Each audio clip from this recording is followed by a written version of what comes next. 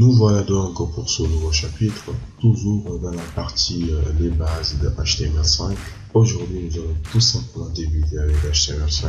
Bon, je sais qu'il y en a parmi vous qui sont pressés de coder, mais ne vous inquiétez pas. Pour cette fois-ci, nous allons coder dans ce chapitre. Alors, créez votre fichier HTML.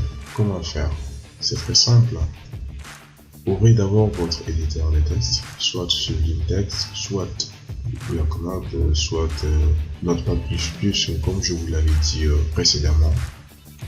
Alors, vous allez dans l'onglet Fichier, puis vous allez mettre un nouveau fichier, et puis vous allez choisir l'emplacement. Vous allez tout simplement choisir l'emplacement du fichier, parce que si vous cliquez sur le nouveau fichier, votre explorateur va vous ouvrir une nouvelle fenêtre pour vous indiquer là où vous voulez mettre votre fichier. Donc vous n'avez qu'à suivre votre emplacement de préférence. D'ailleurs, je vous avais dit de créer un dossier.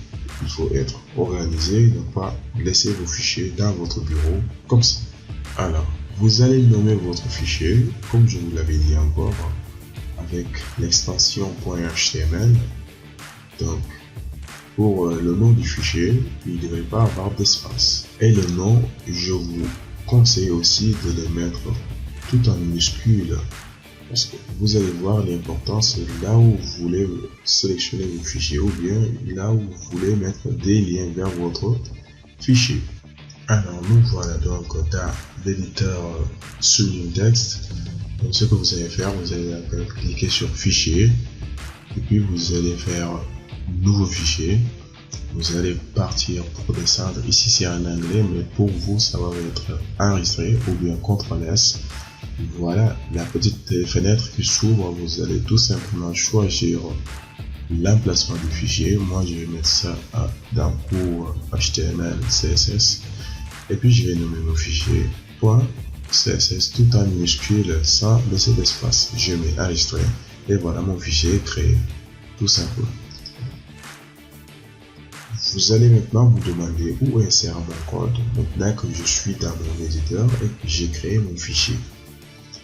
Alors je vous dirais que c'est facile, vous n'avez qu'à écrire votre texte dans l'éditeur comme bon vous semble, sans aucune règle. On va voir ça ensemble. Nous voilà donc dans notre éditeur de texte qui est Sublime Text. Voici notre zone de travail, et de l'autre côté nous avons Google Form. On va tout simplement commencer à écrire du texte. Comme je vous l'avais dit, c'est très simple. J'ai par exemple écrit salut les amis, j'espère que vous allez bien. Hier j'étais passé chez vous, vous voyez, je suis allé à la ligne, mais quand j'affiche ça dans notre navigateur, bon, par défaut il faudra actualiser ça, mais vous voyez qu'ici les accents ne sont pas tenus en compte, et aussi mon texte n'est pas allé tout simplement à la ligne. La question que vous vous posez, c'est qu'est-ce qui ne va pas? Maintenant nous avons vu l'exemple. Vous allez vous demander, mais qu'est-ce qui manque? Déjà, vous pouvez remarquer que il n'y a pas de retour à la ligne. On ne peut pas différencier les titres du texte principal. On ne peut pas donc mettre des paragraphes. Les accents aussi ne sont pas affichés. C'est d'ailleurs ce que nous fait appel à la notion des balises. À quoi servent les balises? Avant de vous dire c'est quoi les balises. Alors, les balises sont ici. Les solutions à vos problèmes que vous rencontrez tout à l'heure.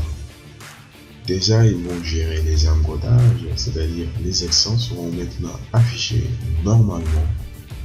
Et puis, ils permettent aussi de définir les titres, l'entête, le pied de page, etc. En gros, ils permettent de structurer la page, de faire de retour à la ligne, de sorte à avoir des paragraphes, de pouvoir insérer des images, des liens, etc. En résumé, les balises permettent donc de structurer notre contenu. Donc sans les balises, il faut admettre qu'on ne fait pas de HTML. Parce que s'il s'agit seulement d'écrire du contenu comme dans Word, Microsoft Word, je dirais que ça c'est très simple. Donc il y a des règles à adopter. Pour les types de balises, On a les balises impaires, on a aussi les balises orphelines.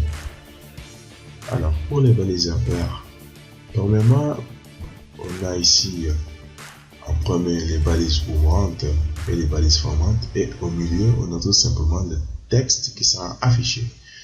Donc, si vous mettez vos balises comme ça, le texte qui sera écrit entre ces balises-là, c'est ce texte qui sera tout simplement affiché sur votre page. Voilà, pour les balises orphelines, ils sont représentés soit de cette forme, ou bien on peut l'écrire tout simplement comme ça, mais ils ne sont pas ensemble. Vous pouvez remarquer ici que le slash est avant et après le chevron ouvrant, alors que ici le slash est tout simplement avant le chevron fermant. Donc soit on utilise cette balise, soit on utilise le deuxième, mais je vous conseille d'utiliser le premier parce que c'est en fait ce qui est recommandé de toute façon. Mais si vous mettez ceci aussi, est totalement validé. Voilà. Exemple, je vais vous donner l'exemple, la balise image, mais les balises orphelines sont très souvent, je dirais beaucoup souvent, accompagnées par des attributs. Les attributs, donc c'est quoi donc les attributs? Les attributs sont juste des options des balises. En gros, ils apportent des informations supplémentaires à vos balises. Chaque attribut aussi, il a tout simplement une valeur. L'importance des attributs. Donc, les attributs se placent avant le chevron fermant de la balise ouvrante. Je vais vous donner ça en exemple pour que vous puissiez bien voir. Ici, vous avez une balise ouvrante d'une balise paire. Donc, l'attribut va tout simplement se mettre avant le chevron fermant de la balise ouvrante. J'espère que vous avez bien retenu ici et ne mettez pas l'attribut en dehors de la balise, mais en dehors du chevron fermant. Exemple, quand on donne la balise image, le nom peut être un attribut et le nom, on va tout simplement mettre photo.jpg pour montrer que cette image, son nom, c'est photo.jpg. Structure d'une page HTML. Donc, d'abord, il faut toujours commencer par le doctype qui, en fait, donne l'information au navigateur de quel type de document on travaille. Donc, il faudra préciser que c'est du HTML. Et puis, notre page entière va contenir dans ces balises HTML qui sont là. Donc, c'est les balises paires. On a la balise ouvrante en haut et la balise fermante tout en bas. Puis, juste après la balise HTML, on a une partie qui est le head. Il ne va pas être affiché sur la page, mais juste sur l'entête. Je dirais pas l'entête, mais en haut de la page. Après, je vais vous montrer ça en exemple. Et puis, très souvent, on met des balises tout simplement d'information. Exemple ici, le méta, cherche UTF-8. Ici, on peut remarquer le cherche UTF-8, c'est tout simplement chercher comme attribut et UTF-8 la valeur. Donc ici, cette balise permet tout simplement de gérer les encodages. Et après, la balise title, tout simplement, il permet de donner le titre de votre page qui est en cours d'affichage. Donc, alors après, on a le contenu qui est tout simplement dans la balise body. Donc, tout le contenu de la page sera placé dans ces deux balises qui est la balise body. Donc aussi la balise body, c'est une balise paire. Alors pour un fichier HTML, il faut tout simplement une structure minimale qui se ressemble à ceci. Il faut bien le retenir. On va voir tout ça, on va voir tout cela en pratique. Alors maintenant, nous allons tout simplement se rendre dans notre éditeur pour pratiquer tout ceci.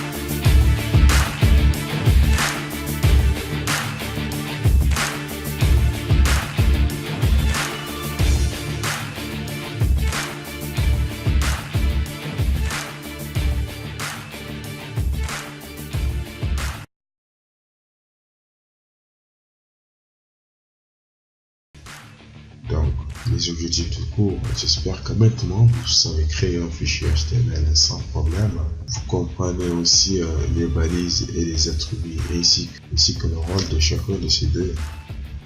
Vous connaissez aussi maintenant la structure minimale d'un fichier HTML. Vous pouvez aussi utiliser les balises, j'espère pire. Vous savez maintenant insérer des commentaires dans votre code. Et enfin, vous pouvez afficher le résultat dans votre navigateur. Je dirais que maintenant, vous êtes des pros de la création de sites web. Alors, c'est la fin de ce cours. J'espère que les objectifs ont été atteints. N'hésitez pas à laisser des commentaires, d'apprécier le cours. Et s'il y a des points à améliorer, il faut les laisser en commentaire. Je vous dis donc à la prochaine pour un nouveau chapitre.